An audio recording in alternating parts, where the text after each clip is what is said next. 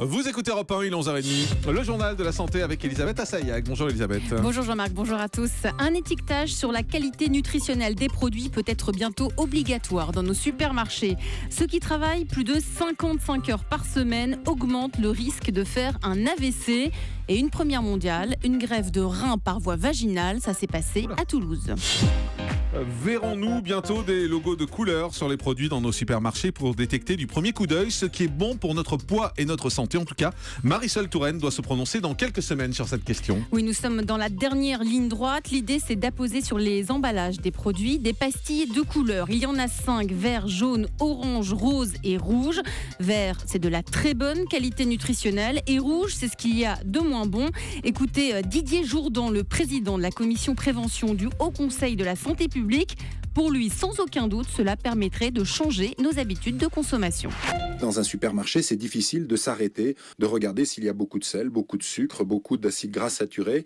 Il y a réellement une nécessité d'avoir un dispositif simple et accessible à tous. L'analyse que nous avons menée sur la base des travaux scientifiques, et c'est important de le préciser, montre que la meilleure manière d'offrir quelque chose d'opérationnel en France est d'adopter un système à 5 couleurs. Quand vous aurez toute une série de pizzas, certaines auront un logo de couleur jaune, d'autres de couleur orange, d'autres de couleur rouge, permettant d'identifier clairement la qualité nutritionnelle du produit. Compte tenu du fait que le packaging des aliments évolue régulièrement, les coûts engendrés pour la distribution comme pour la production sont extrêmement faibles. Avec le micro ouvert, ça va marcher. Propos recueillis par Marguerite Lefebvre. Une première mondiale à Toulouse. Une équipe de CHU de Toulouse a extrait et transplanté un rein par voie vaginale. Oui, c'est une révolution dans le domaine de la transplantation rénale. Les opérations par robot et par voie vaginale, on connaît. Mais là, le prélèvement et la greffe ont été réalisés par cette voie-là et de manière robotisée. Ça va surtout permettre aux deux patientes, pour la donneuse et la receveuse, c'était 2 sœurs dans ce cas-là, moins de douleur au réveil, une récupération rapide. Les patients peuvent sortir de l'hôpital beaucoup plus vite alors que c'est une opération normalement très lourde. Attention, le moustique tigre a été repéré près de Strasbourg. Oui, des œufs de l'insecte ont été trouvés dans un quartier de Schiltigheim, c'est à la périphérie de Strasbourg, grâce à des pièges installés dans le cadre d'un dispositif national de surveillance. Du coup, pour empêcher la propagation, un porte-à-porte est prévu pour identifier d'éventuels gîtes larvaires. C'est l'endroit où la femelle pond ses œufs. En général, ce sont des soucoupes de pots de fleurs, des vieux pneus, des appareils électroménagers. Il faut savoir que le moustique tigre est présent dans une vingtaine de départements du sud de la France. Aucun cas de chikungunya n'a été recensé. Ça fait quelques mois qu'il se déplace vers le nord.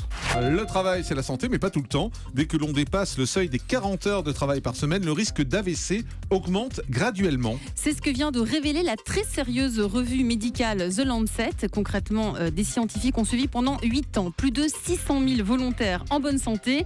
Ils se sont aperçus que ceux qui passent plus de 55 heures au bureau, ce qui est le cas de 1 Français sur 10, et bien cela augmente le risque de 30% de faire un AVC. Écoutez les explications de Mélanie Gomez.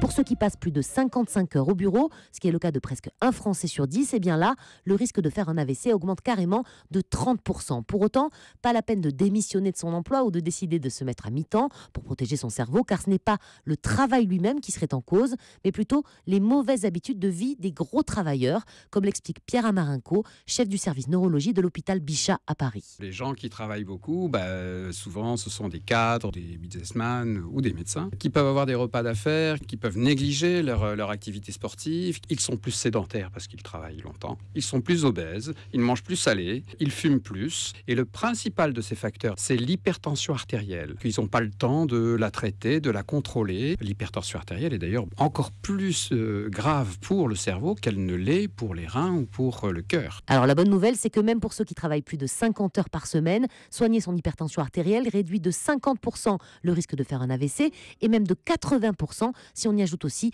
une bonne alimentation et 2h30 d'activité physique par semaine. La musique apaise les douleurs après une intervention chirurgicale, c'est désormais prouvé. Oui, The Lancet révèle qu'une écoute musicale, ils sont très forts. Une écoute musicale pendant une opération, même sous anesthésie générale, adoucit les phases de réveil et les jours qui suivent l'opération. D'abord, la musique atténue l'anxiété, surtout au moment du passage au bloc, toujours un peu angoissante. Mais en plus, quand on on écoute de la musique, la douleur ressentie est réduite. Alors les auteurs n'ont trouvé aucune différence d'efficacité sur le style de musique, mais les auteurs de l'étude recommandent aux patients de choisir leur propre playlist, à condition bien sûr que cela ne les gêne pas au bon déroulement de l'intervention. Allez, on termine avec le chiffre du jour et c'est 15. Oui, 15 minutes de sport par jour suffisent pour rester en bonne santé. C'est ce qui ressort d'une étude menée à l'université de Saint-Étienne-Lyon. Marche rapide, vélo, natation et gym. Pour les besoins d'une étude similaire, 250 000 participants âgés de plus de 50 ans ont pratiqué moins d'1 heure d'activité physique par semaine. Résultat, une réduction du risque de mortalité de 15 à 23%. Eh ben ça s'est bien passé ce premier journal de la santé. Très bien, vous êtes content ? Bon, vous revenez demain. Alors, c'est parfait. Merci Elisabeth.